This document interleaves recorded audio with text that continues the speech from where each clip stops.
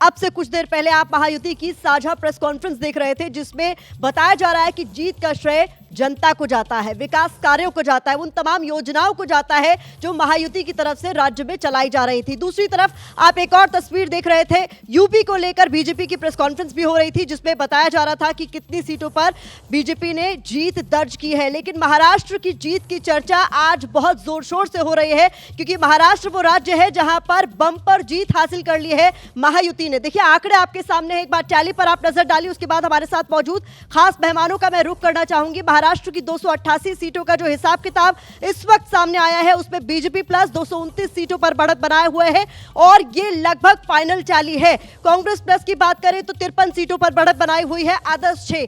Congress plus यानी महाविकास अघाड़ी का performance निराशाजनक रहा है महाराष्ट्र में, लेकिन वहां झारखंड में खुश होने का मौका इंडिया अलायंस को मिला है, क्योंकि वहां का परफॉर्मेंस जो है उसकी टैली भी स्क्रीन पर आप देख सकते हैं। यूपी उपचुनाव की बात करें तो 9 में से 7 सीटों पर बीजेपी ने जीत दर्ज की है, 2 पर समाजवादी पार्टी ने। बेहद खास मेहमान हमारे साथ जुड़े हुए हैं। सबसे पहले आपसे परिचय करा दूं, प्रदीप भंडारी प्रवक्ता बीजेपी के हमारे साथ जुड़ चुके हैं। इसके अलावा प्रियंका गुप्ता को देख रही हैं, जो कि स्पोक्स पर्सन है कांग्रेस की, और सुशीबेन शाह को आप देख रहे हैं, शिवसेना शिंदे गुट की प्रवक्ता है। उसके अलावा स्टूडियो में मौजूद तमाम मेहमान भी आपको नजर आ रहे होंगे। सबसे पहले प्रदीप भंडारी जी, आप ही का रुख करना चाहूंगी। तस्वीरें जो महाराष्ट्र से सामने आ रही है, नजर आ रहा है कि दिवाली बीत चुकी है, होली आने को है, लेकिन दोनों का जश्न हम महाराष्ट्र में देख रहे हैं इस वक्त।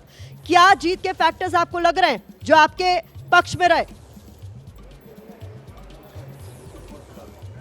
देखिए, सबसे बड़ा जीत का फैक्टर जो है वो आदरणीय प्रधानमंत्री नरेंद्र मोदी जी का फोकस एक है तो सेफ है, पॉजिटिव पॉलिटिक्स और गवर्नेंस के ऊपर रहा है, जो महाराष्ट्र की एकनाथ शिंदे जी, देवेंद्र फडणवीस जी और अजीत पवार जी की सरकार, महायुति सरकार आगे लेकर गई है।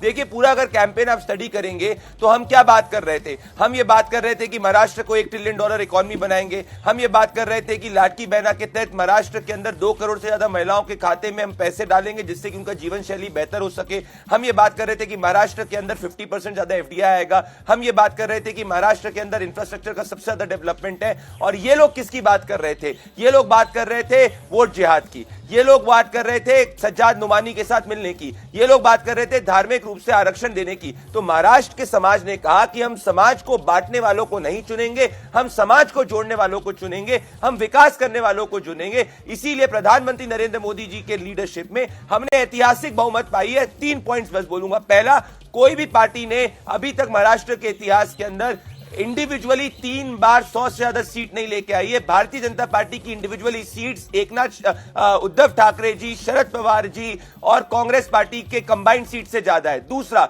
कोई भी अलायंस महाराष्ट्र के अंदर पिछले 40 सालों के अंदर, 50 सालों की राजनीति के अंदर 200 से ज्यादा सीट नहीं लेके आया है। हम लोग पहले ऐसे अलायंस बने जो 200 से ज्यादा सीट लेके आए। तीसरा, महाराष्ट्र की पॉलिटिक्स में पहली बार ऐसा हुआ है कि महिलाओं का पार्टिसिपेशन इवन रहा है मेन के पार्टिसिपेशन से, और ये महिलाओं ने प्रधानमंत्री नरेंद्र मोदी जी और महाराष्ट्र की सरकार, एकनाथ शिंदे जी, देवेंद्र फडणवीस जी और अजीत पवार की विकास को चुना है। तो ये एक जेंडर न्यूट्रल वोट है जो इस बार पड़ा है। और ये पहली बार में तो आप कह रहे हैं कि विकास के मुद्दों पर बात हुई, लेकिन जो चुनाव कैंपेनिंग में याद कर रही हूं, बहुत अच्छी बात है कि आप लोगों का परफॉर्मेंस इतना शानदार रहा और आप लोगों की अब राज्य में सरकार रहने वाली है, लेकिन विकास के मुद्दों पर तो बात हुई ही नहीं ना। वोट जिहाद आया तो धर्म युद्ध भी आया, औरंगजेब भी आया, रजाकार भी आया। पर प्रियंका जी, आप लोगों को क्या हुआ? परफॉर्मेंस इतना खराब कैसे हो गया? देखिए, मैं सिर्फ इतना ही कहना चाहूंगी कि ना हार में न जीत में किंचित नहीं भयभीत, कर्तव्य पथ पर जो मिला ये भी सही वो भी सही।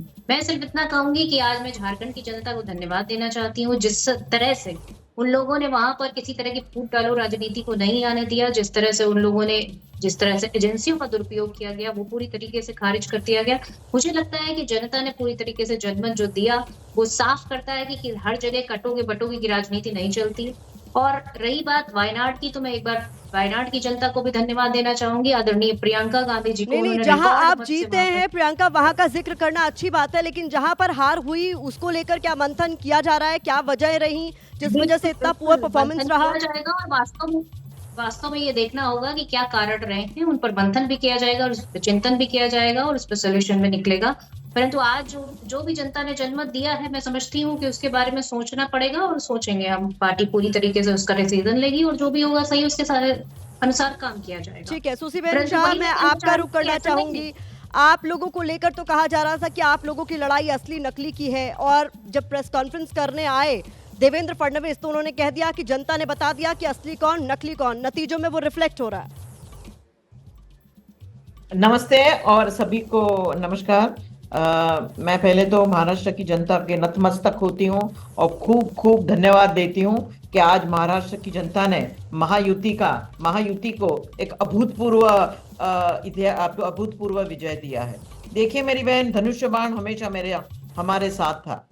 हम जीते आइडियोलॉजी पर, और हम जीते मेहनत से, और हम जीते विकास से। निरंतर मेहनत करना, बाला साहेब वंदनीय हमारे पक्ष प्रमुख बाला साहेब ठाकरे की जो नीति थी, जो नियम था, जो उनकी आइडियोलॉजी थी, जो उनका विश्वास था, हिंदुत्व, मराठी माणूस, इसके पर जो लगातार निरंतर चला मेहनत के साथ, जो आदमी सिर्फ 3 घंटा सोता था, उनकी निरंतर प्रयास से आज आप देख रहे हैं कि ये तय हो गया कि धनुष्य बाण शिवसेना हमारे प्रमुख नेता एकनाथ राव जी शिंदे के साहब हैं, सीएम साहब के पास है।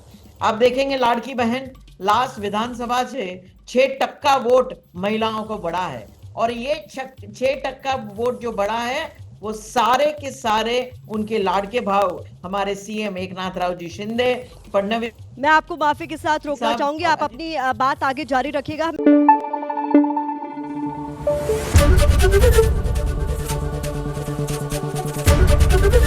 एबीपी न्यूज आपको रखे आगे।